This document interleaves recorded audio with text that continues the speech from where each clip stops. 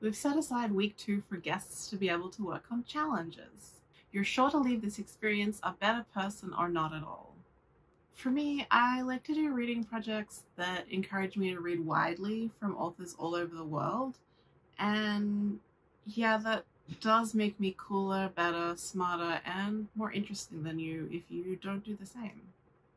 If you've gotten the impression in week 1 that I'm not actually very good at punishing people, you're not wrong.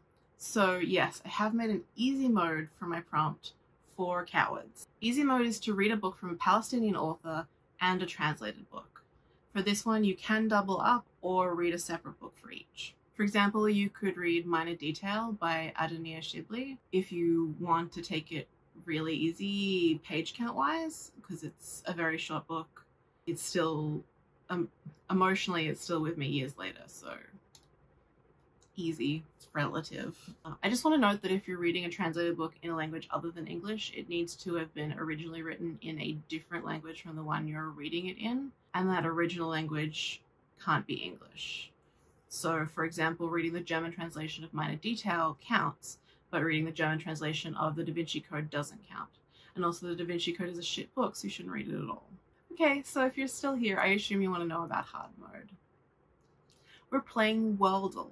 Note the additional L. This is not worldle. We're not basic and pedestrian here. You will go to worldle every day in week 2. You will attempt the game, and I just want to make it clear that consulting a map is cheating. If you guess it, you don't have to read anything for this prompt that day. If you lose, you must read a book connected with that day's answer. Set there, or the author's nationality, something of that sort. Consult me if that day is one you can't find a book for, because I won't know in advance what each day's answer will be, and I know from experience there are some in there that might not be doable, so we'll play it by ear, okay? Now, if you're not familiar with this game, that I can't seem to ever get anyone to play with me consistently, I've recorded a little tutorial to show you how it works. Good luck!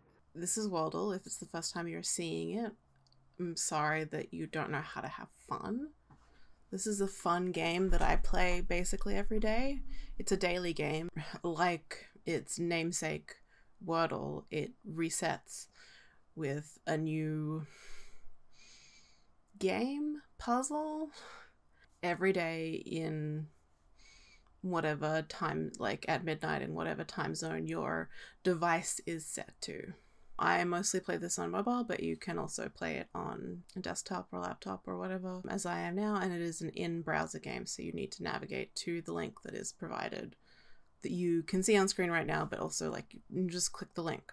This is a world geography guessing game, and every day you are presented with this silhouette of a country, but there's kind of an asterisk next to country. It does also do territories, and there's some things in there that I'm like, I don't know, but that could also be sour grapes when I failed the game. So most days it'll look something like this. Sometimes the country will be like an island chain, so you'll have a lot of different blobs, but mostly you're just gonna have sort of like one blobby shape. And the idea is to, within 6 guesses, work out what country you are looking at there. I'm going to do a walkthrough of how I approach solving each day, and if today's turns out to be a shit one, I'll just re-record it on a different day. Here you go. So we're looking at this shape. If you haven't spent a lot of time looking at world maps, you might feel like sort of all the blobs kind of look the same, with like a few exceptions. Like I know as an Australian, and I feel like most people probably know what the shape of Australia is, so that's always like kind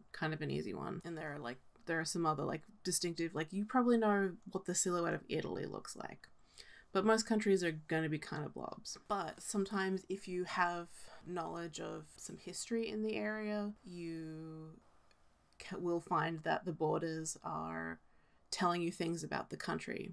And you can sort of also recognize the style of borders and like shape that countries take, because like countries generally like have borders that are influenced by natural features like rivers or mountain ranges and sort of like population movements, or if you're noticing that a country has like lots of straight lines in the borders, likely those borders were decided by people who don't actually live there. You know, someone has decided to divide things up with straight lines. So anyway, I'm looking at this blob and there's not really anything that's standing out to me about being particularly from somewhere. So I have a few sort of like go-tos that I'll like lean towards to start with, because one of the things with this is it will give you some information. Once you've guessed something, it's going to tell you how close you are and like what direction the country you're looking for is in relation to what you've just guessed.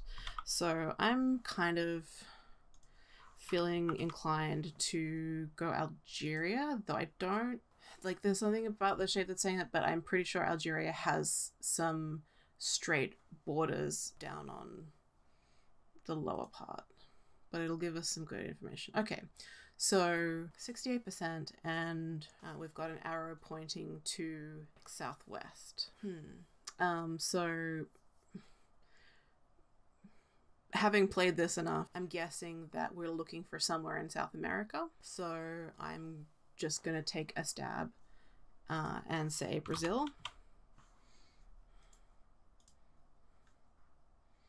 Okay, so we are definitely in South America because we're 89% close with our Brazil guess. It's 2,027 kilometers away, or like to the north. I kind of feel so based on like what I know of South America, we're in sort of like one of the countries sort of like along the top of like the shape of, like, if you think about the shape of the continent of South America. I feel like I've seen this before, so I'm actually thinking that it might be Ecuador. So we're going to guess that. Okay, it's not Ecuador. Okay, so it's one of the ones that's further across. Okay, I think that this might be French Guiana, which incidentally, let me guess it before I get ahead of myself. Okay, it is French Guiana.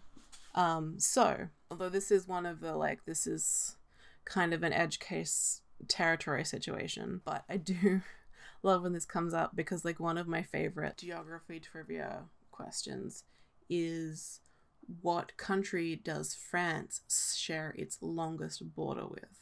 Because the answer is Brazil, because France has like a lot of like external territories that are still like part of France, and French Guiana is one of them. Hope this helped. And also, the Da Vinci Code is a shit book, so you shouldn't read it at all.